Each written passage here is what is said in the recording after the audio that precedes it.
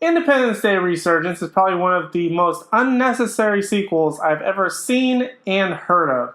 It brings back director Roland Emmerich. He directed the first film. It also brings back Jeff Goldblum and Bill Paxton. Bill Pullman. I said the wrong name.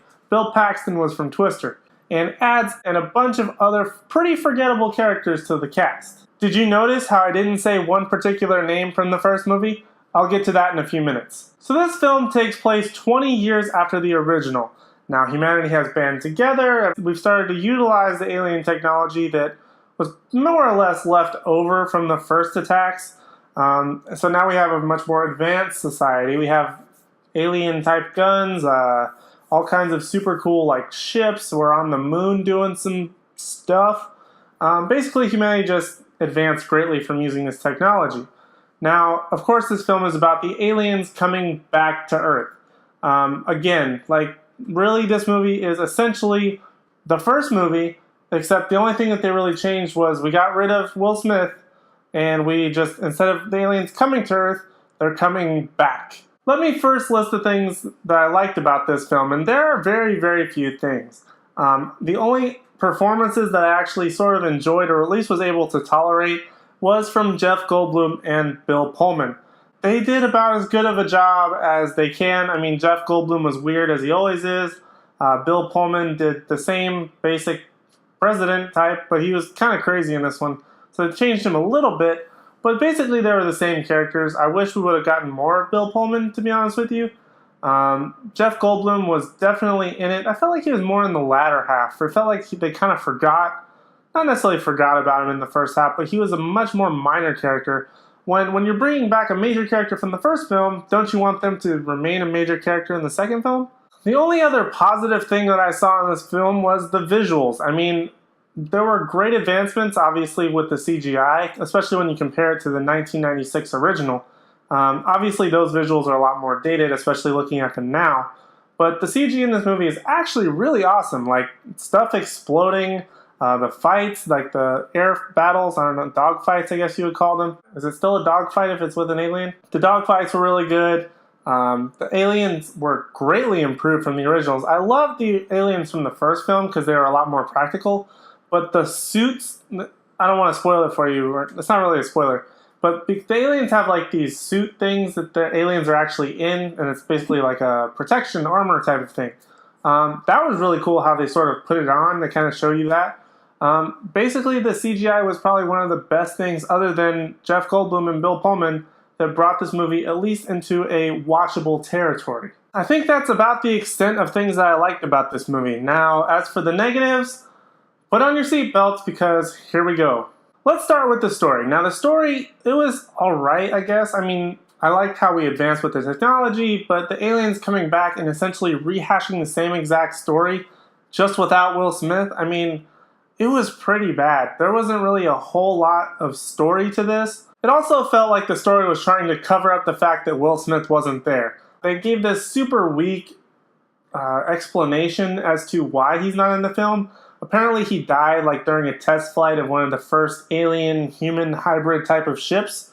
That's super lazy if you ask me. I mean, especially with the kid that they got to replace him as like his son basically. They tried to make him the Will Smith character, but it did not work whatsoever. This kid was flat like Taylor Swift drinking a Pepsi. These performances from these kids, Liam Hemsworth was bad.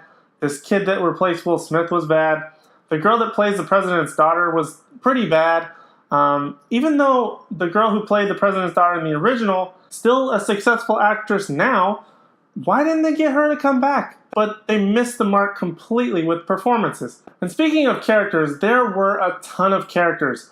Not only were there a ton of characters that we got like introduced to in the beginning of the film, about halfway through the film they kept introducing characters. They added like a bus and like a car full of like kids and stuff like halfway through the movie, that all of a sudden now we have to care about them too. And speaking of caring about characters, I did not care about a single character in this film. There wasn't a single character, pretty much outside of Jeff Goldblum and Bill Pullman, that I cared about. I felt like the performances were so bad.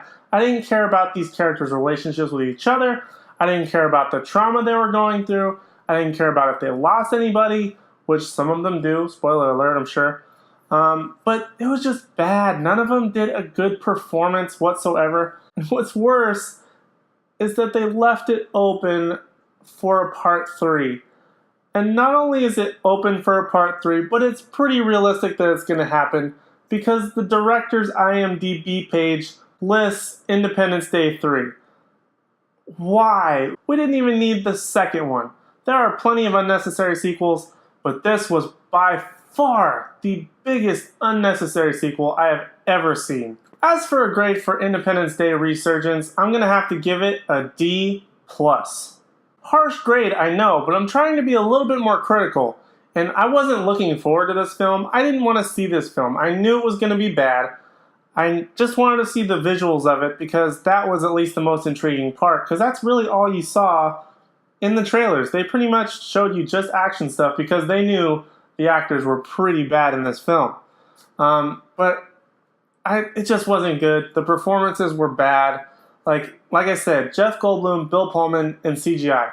The only things that kept this movie together were those 3 things. And that's barely enough to give it a D+. Because the original is way better in my opinion. It had way more charm, way more charisma, way more enthusiasm, a lot more sense of urgency than this film did. And I think that's where this film fell short because it had none of that. Even though we had new characters and their performances were pretty bad, like if they could have brought some of that energy and some of that urgency from the first film into this film, okay, I can understand that. It would have at least put it into a C territory for me. But this film did none of that. It was just a mindless sequel, and I just didn't like it. I'm sorry. Guys, have you seen Independence Day Resurgence? If you have, let me know down in the comments below. Do you agree with me? Was it terrible? Or do you disagree with me and have some more things to say? Maybe I just went into it with the wrong mindset because I didn't want to see it, but I just didn't like it. If you guys have seen it, let me know down in the comment section below. Thank you so much for watching, and like always, please don't forget to like, comment, subscribe, and share these videos, and we'll see you in the next one.